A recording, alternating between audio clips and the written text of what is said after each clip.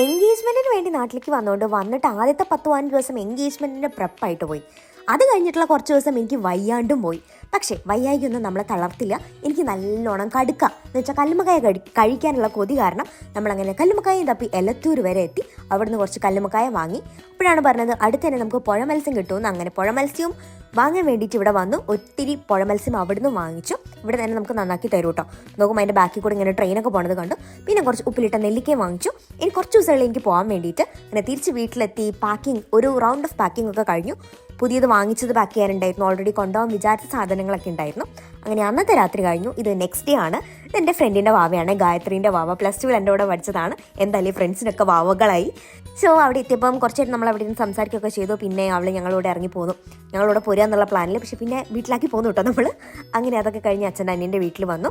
ഞാൻ പോണേൻ്റെ തലേന്നായതുകൊണ്ട് തന്നെ എനിക്ക് നല്ല രീതിയിൽ ഫുഡൊക്കെ ഉണ്ടായിരുന്നു. അങ്ങനെ ഫുഡൊക്കെ കഴിച്ചു.